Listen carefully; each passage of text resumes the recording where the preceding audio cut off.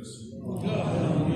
İmam Zaman Ağa'nın mövludu münasibəti ilə başda İmam Zaman Ağa'nın özü və bütün əhl-i beyt sevərlər və siz əzizləri təbrik ərz edirik. Bayramınız mübarək olsun inşallah.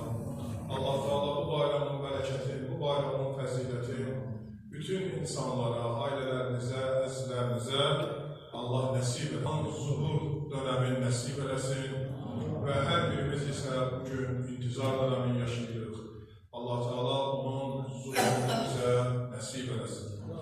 Değerli ruhanimiz Hazırsan, güzel mətləblərə toxundu, qeyd mübarək günün haqqında bir neçə gözəl müdrik söz dedi və mənim dəyərli dostumuz, əzizimiz Hacı Şiraz Keşlər qəsəbəsinin imamı məclisdə iştirak edir və Hacı Şakir iştirak edir və dəyərlilərimiz iştirak edir. Allah hər birimizdən razı olsun. İmam Zaman Ağa özü əzir mükafat versin. Onu qeyd edeyim ki, Ağa özü ilə bu məclislərə nəzər edir ki, mənim mövluduma, dünyaya gələn günümə nə qədər az sevinir. Bugün baxsaq bir dənə adi bir insanın dünyaya gələn günün mövludu yubileyin keçidir və o qədər insanlar var ki, orada baxsın ki, hələ o adamlar ki, çağırılmayanlar var. Sonra görür, deyir ki, necə oldu mənim çağırılmalı, ürəyimdə qalıb desəm, mənim üç çağırılmalı. Və yaxud çağırılmayanlar belə gedirlər. Amma bugün həqiqətən bu məclisə hər bir insan, hər bir mömin, əhl-i beyt sevər, zamanə imamı sevər, hər biri bu məclisə dəvətsiz gəlməlidir. Çünki onun məclisidir və o məclisdə kim təşkil etməyindən fərq eləməz. O ağanın məclisi harada varsa, orada gerək iştirak edir. Bu bizim üçün dünya və ahirət neymətidir. Bəli, məsələn, Hacı Həsən qeyd elədi, yəni, əgər biz Ramazan ayında əhya gecələrinin savabından danışanda deyirik ki, 1000 aydan o gecə əfsərdir. Həqiqətən elə bu gecə də 1000 aydan əfsər olan bir gecədir. Ona görə belə fəzilətli günləri, belə fəzilətli mövlud günlərini əldən vermək olmaz. Bizim ömür həyatımız da baxsaq çox uzun deyil. Bu günləri insanların yaşam tərzlərinə, insanların ömürlərinin vidalarını görürük ki, həyat tərzində yaşamlar çox azalıb. Və hər birimiz bir gün əbədiyyətə qovuşacaq. Amma bizə dünyadan apardığımız yalnız bu əməllər olacaq ki, bu bizim dünya və ahirət mükafatımızdır. İmam Zaman Ağa haqqında çoxlu hədis, ayətlər var Quran-ı Kərimdə və İmam Zaman Ağa yeganə şəxsiyyətdir ki, nəinki İslamın dəyərlərini, bütün dinləri zamanə imamı ədalət prinsipləri ilə ortaya getirəcək və bütün dinlərin manilərini və onlara olan zülümlər, xüsusən İslam dünyasında, Peyğəmbərimizdən ta iki zamanə imamına qədər. Bəzən bunu deyəndə, mən bunu hərdən insanlara xatırladıram ki, o İmam Hüseyin Əleyhisselamın Kərbəla müsibətinə gələndə, bəziləri də əllərində şüvar tutur ki, İmam Hüseynin qisasını azab o imamdan sonra hələ nə qədər də imamlar olub və onlar zəhrindən şəhadətə çatırlar. Bütün imamlar, bütün Peyğəmbərlik aləmində nə qədər zülümlər olubsa, İmam Zaman Ağa'nın zuhur dönəmində bu məsələlər ortaya gələcək və yeni bir dünya getirəcək və o dünya ədalət prinsipləri üzərində olacaq. Quran-ı Kərimdə Allah-u Teala İmam Zaman Ağa'nın zuhur dönəmi haqqında və İmam Zaman Ağa'nın bəzi insanlar ki var, bəzi hərəkətlər ki var, qəbul etmirlər ki, İmam Zaman Ağa dünyaya gəlir və bəziləri var, ümumiyyətlə qəbul edəmirlər İmam Zaman Ağa bir gün qiyamətdən öncə zuhur dönəmi olacaq, onun qeybət-i suhrası, kiçik qeybət və qeybət-i kübrası var. Bunları inanmayan insanlar üçün müqəddəs Quran-ı Kərimdən ayələrimiz var ki, o ayələr Qəsəs surəsində biz 5-ci ayəsində oxuyuruq. Allah bu ayədə bizə neyi xatırladır? Bismillahirrahmanirrahim. Ennəl-ərdə yərisuhə ibadiyyəs salimun. Allah-u Teala buyurur ki, yer üzündə mənim salih bəndələrim və varislərim var və o varislər yer üzündə olacaqlar.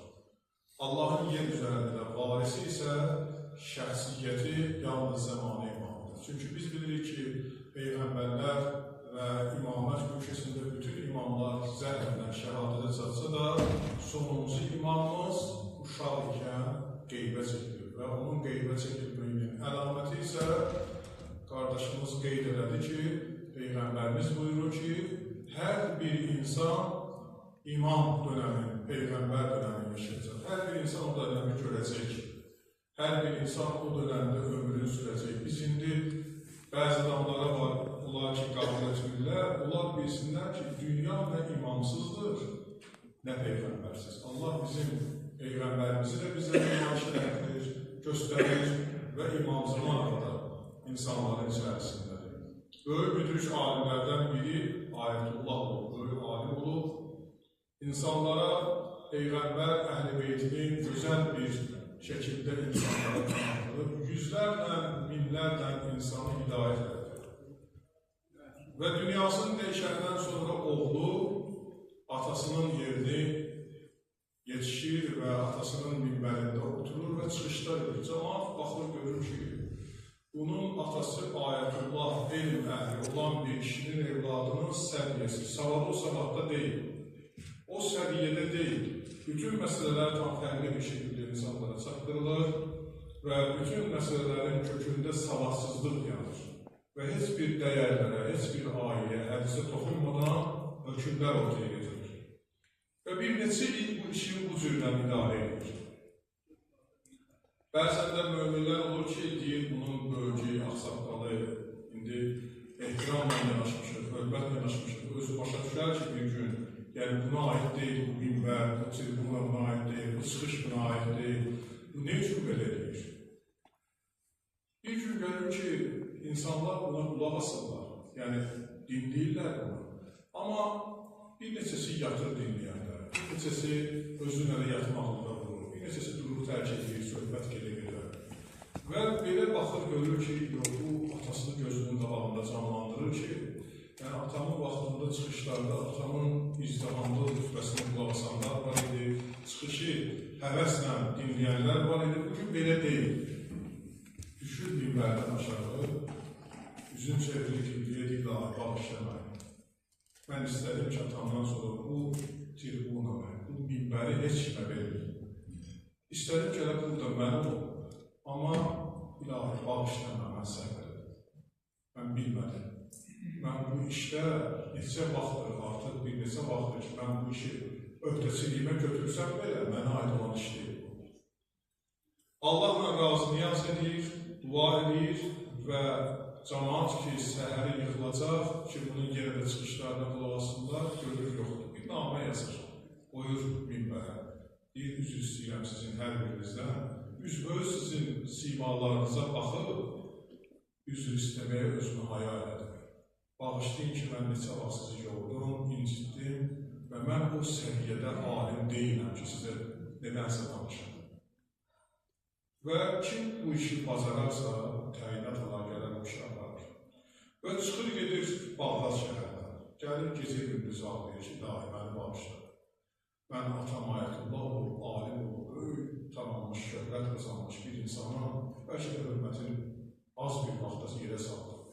Amma atama çox adam rəhmət olur, ilahi o rəhməti saxlayın, o bərəkəti saxla, o nuraniyyəti saxla, o insanları hidayət edir, amma mən çox insanları hidayət edə bilmədim. Bu qədər özünü tənbih edir və hər zaman da razı niyazla Allaha dua edir.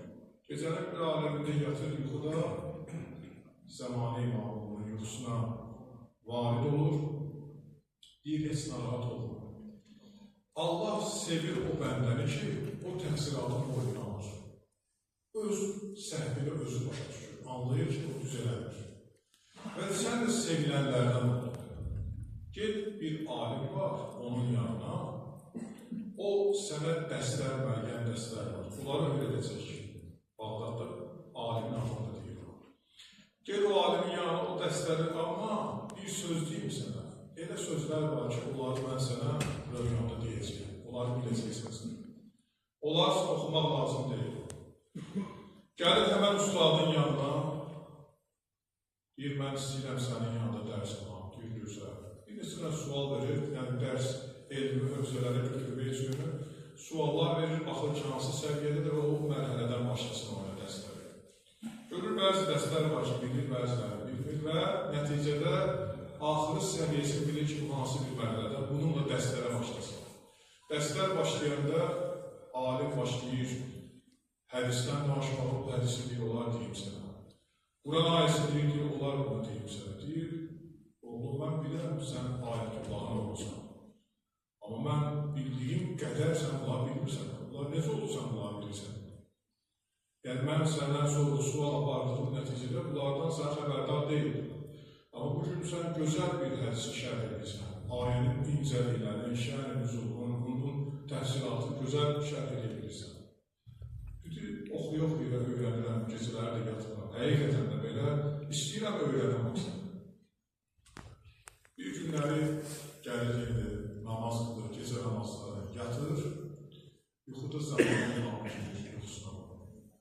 Deyir, gedərsən, ustadığa deyərsən ki, onun babasından böyük bir hədis elminə bağlı bir kitab var. Kitab filan kitabların arasındadır. O kitabı götürsün və orada Peyğəmbərin özündən sonra məsumlar və məsumlardan sonra zamanə imamına qədər olan hadisələr hamısı öz yeri tutanır. Və dəqiq bir tarixi sənədlər oradadır. Və onların hamısını sənə nəql desin. Gəlir bu deyir, tutun, daha yuxu kimi danışmır. Buna deyir, ustaz, sən öz dəftərxanan var da, deyir bəli.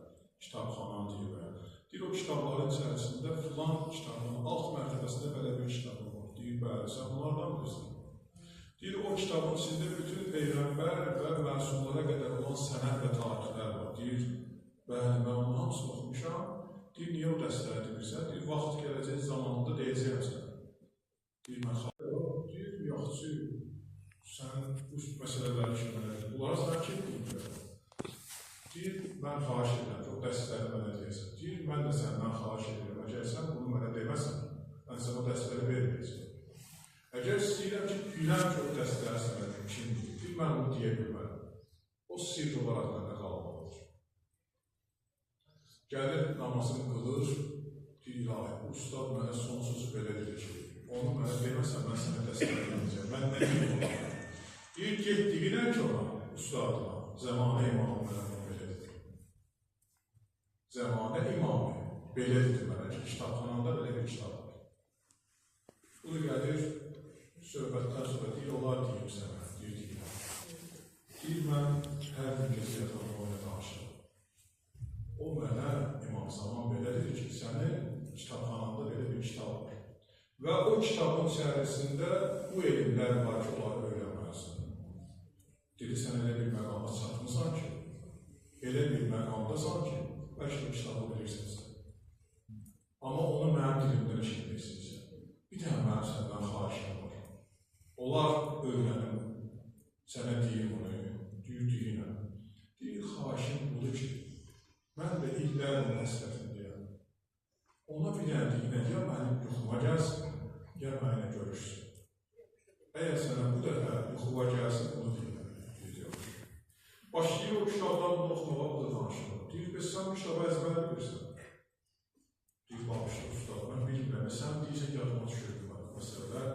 Axır belə deyir, yoxsa elə belə insan deyirsən. Mənim səndən dediyim xahişim bir dəfə deyil ağabey. Gecə gəlir, yatır yerlə zəmanə imamını yuxuda görür, deyir, sən ki, onunla görüşdün, bu sözü deyəndən sonra o mənimlə görüşmək istəyir. Deyir, bəli, deyir, getdiyinə ona ki, o ustadı var. Sənin ora gəlməyin elə belə deyil. Yəni, bizim üçün təsəvvür var da, mümkünsə qədər var. Allah üçün təsəvvür yoxdur. Bir adamla bir adamla görüşür, Allah üçün təsəvvür deyil. Allah istəyir ki, bu adamla görüşsün. Və onun da xüsusiyyətinə, xarakterinə salır ki, bu adamla görüşməlidir. Və belə də olur.